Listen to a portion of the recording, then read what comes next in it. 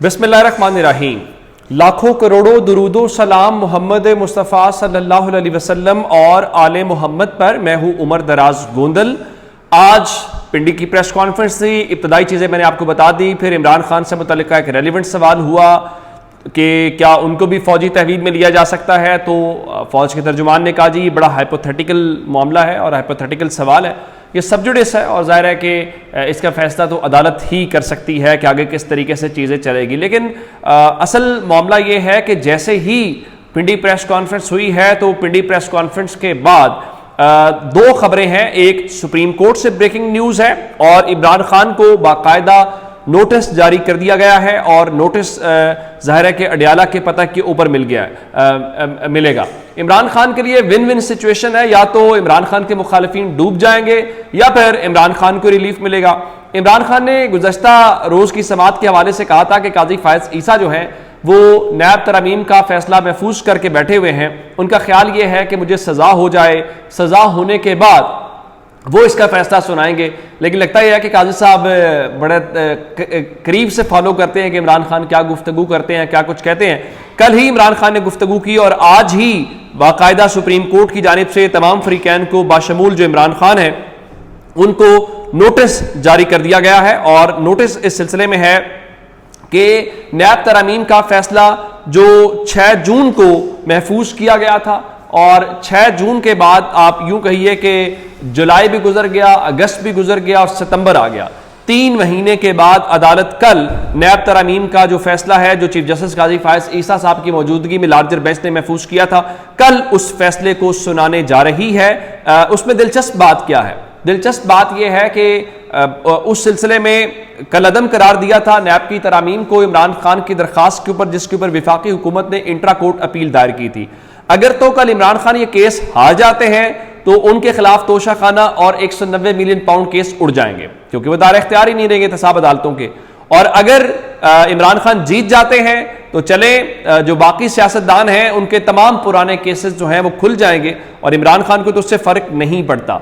तो अब इमरान खान के लिए विन विन सिचुएशन है। देखना यह है कि जो इमरान खान के मुखालिफिन हैं उनके हवाले से कल क्या होगा। और कल इस हवाले से बड़ा ये एक इंपॉर्टेंट किस्म का मैटर है। और इमरान खान तो चले पहले ही भुगत रहे हैं, इतना भुगत रहे हैं कि अदालत को बताया गया है पुलिस रिपोर्ट के जरिए कि पंजाब के अगर मुख्तलिफ अजला की बात करें तो सिर्फ पंजाब में इमरान खान के खिलाफ 48 मुकदमा दर्ज हैं, जिसपे सबसे ज्यादा लाहौर में इमरान खान के ऊपर 18 मुकदमात हैं, शेखुपुरा में 7 मुकदमात हैं, गुजरांवाला में 1 है, रावलपिंडी में 13 है, अटक में 2 है और फैसलाबाद में 5, सरगोदा और मियांवाली में 1 मुकदमा दर्ज है और लाहौर सबसे ज्यादा बाजी ले चुका है। दूसरी जानिब इमरान खान का 190 मिलियन पाउंड केस का फैसला, जहां पे बुशा बीबी की बरियत की दरखास्त के ऊपर फैसला महफूज किया गया था और अदालत ने आज वो फैसला सुनाना था, लेकिन अदालत ने वो फैसला उनकी बेगम का भी नहीं सुनाया और ये कहा है कि जी वो जो महफूज फैसला है वो रेफरेंस के फैसले के साथ ही सुनाया जाएगा कि इमरान खान उसमें बरी हुए कि नहीं हुए। तो जो तफ्तीशी अफसर हैं मियां उमर नदीम, उनके ऊपर जीरा जारी रही है और अदालत में आज भी इमरान खान और बुशा बीबी को पेश किया गया और अब अदालत में जो दरखास्त की समात है वो 7 सितंबर तक जो है वो मुलतवी हो गई है। अब देखना यह है कि 7 सितंबर को क्या होता है। लेकिन इमरान खान ने सहाफ़ियों से फिर गुफ्तगू की है, चूंकि काजी साहब फॉलो करते हैं। तो इमरान खान ने आज जब हुआ तो सहाफ़ियों ने उनसे शिकवा भी किया और मुतालिबा भी किया। उसकी वजह यह थी कि गुज़श्ता रोज़ उनकी जो हमशीरा अलीमा खान है उन्होंने 3 रिपोर्टर्स के ऊपर इल्ज़ाम लगाया, एक तो समा के ऊपर, एक एक्सप्रेस के ऊपर और एक ABN न्यूज़ के रिपोर्टर के ऊपर, और कहा कि ये एजेंसियों से इनका ताल्लुक है। तो सहाफ़ियों ने इमरान खान से कहा खान साहब हम 1 साल से आपको कवर कर रहे हैं, फिर रिपोर्टिंग करते हैं, लेकिन आपकी हमशीरा ने इल्ज़ाम लगाया तो आप पॉलिसी स्टेटमेंट दें कि क्या आप हम पे ट्रस्ट करते हैं या आपको सहाफ़ियों पे एतमाद नहीं है।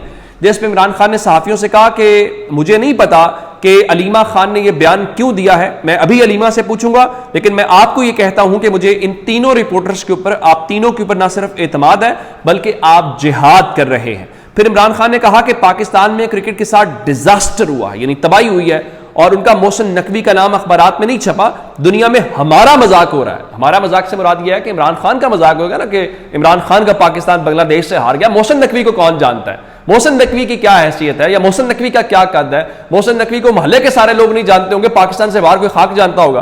तो उन्होंने कहा जी बांग्लादेश ने हमें फेंटा लगा दी, इससे नीचे हमारी क्रिकेट नहीं आ सकती। उनका अक्टूबर 2021 में हमने भारत को 10 विकेटों से हराया था। मोहसिन नकवी के पास कोई तजर्बा नहीं है, इसके पास कोई काबिलियत नहीं है।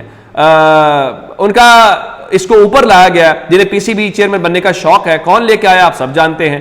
तो उनका इस मर्तबा में मुल्क में तारीख की सबसे कम सरमायाकारी आई है। हुक्मरान कर्ज पर कर्ज लिए जा रहे हैं, इनसे महंगाई का नया तूफान आने वाला है। ऊपर बैठकर फैसला करने वालों के अरबों डॉलर्स बैरून मुल्क में हैं। आज बता रहा हूं, मुल्क इनकलाब की जानिब जा रहा है। इमरान खान ने कहा कि इन्हें 8 फरवरी के खामोश इनकलाब से जाग जाना चाहिए था। अब ये सुप्रीम कोर्ट का बेड़ा गर्क करने लगे हैं कि कहीं इलेक्शन का फ्रॉड सामने ना आ जाए।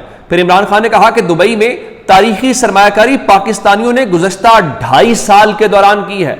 फैसला साजों के पास कोई अकल नहीं है, इससे अहमकाना फैसले नहीं देखे। फैसला करने वालों के पास ना अकल है और ना इनके पास अखलाकियात है। उन्होंने कहा डॉक्टर यास्मीन राशिद 75 साल की औरत है और कैंसर सर्वाइवर है, उसे जेल में रखा हुआ है। और मुझे सबक सिखाने के लिए 7 माह से बुशरा बीबी को जेल में रखा हुआ है। मुझे बताया जा रहा है कि ताकतवर के सामने खड़ा होने की जुर्रत कैसे की। मुझे यह बता रहे हैं कि साइफर के सामने तुम खड़े क्यों हुए। इमरान खान ने कहा कि मैं जेल की चक्की में मर जाऊंगा मगर वक्त के यजीद की गुलामी कबूल नहीं करूंगा।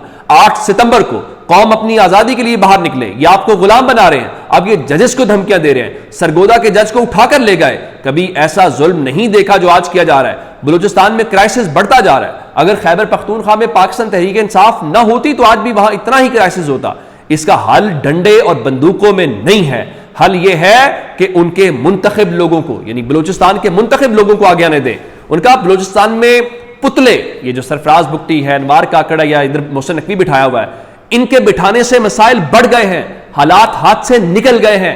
अख्तर मैंगल बिल्कुल दुरुस्त बात कह रहे हैं, ये बहुत खतरनाक हो रहा है। इमरान खान ने कहा कि हमारी आंखों के सामने ईस्ट पाकिस्तान बना। मैं उस वक्त ढाका में अंडर 19 क्रिकेट खेल रहा था। इसका हल ये है कि वहां लोकल बॉडी यानी बल्दियाती इलेक्शन कराएं और ऊपर वालों का पैसा नीचे ही नहीं जाता। वहां गुर्बत है। मुल्क भर में जेन्युइन लोकल बॉडी इलेक्शन की जरूरत है।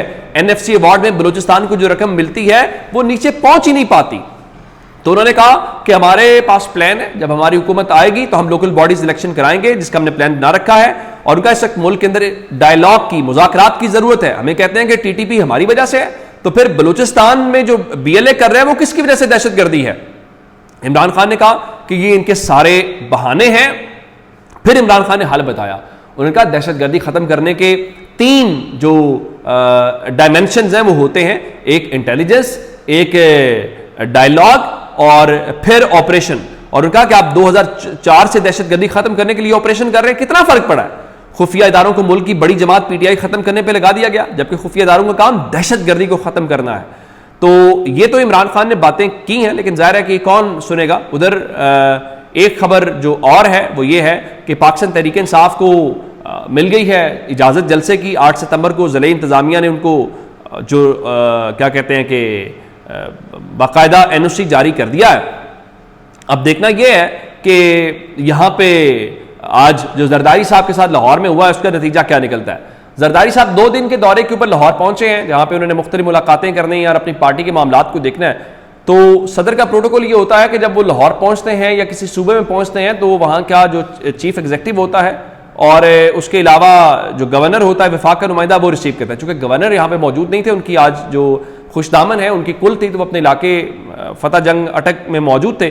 तो आज स्पीकर पंजाब असम्बली जो है उन्होंने उनका इस्तकबाल किया, लेकिन जरदारी साहब का उस वक्त मुंह देखने वाला था जब मरियम नवाज ने आज एक बार फिर इस्तकबाल नहीं किया। वो कहेंगे जी मैं तो डीजी खान में थी तो शायद इसलिए, हालांकि पिछली बार आए थे तब भी इस्तकबाल नहीं किया था, ना उनसे मुलाकात की थी। अब वो लाहौर में 2 दिन गुजारेंगे, तो देखना यह है कि ये सिर्फ यहाँ तक ही झंडी गिराई गई है या जरदारी साहब से मुलाकात भी करेंगे, क्योंकि पीपल्स पार्टी के दरमियान भी ये चीज़ें हमें देखने को मिल रही हैं। तो अपना बहुत सारा ख्याल रखिएगा। खुदा हाफिज।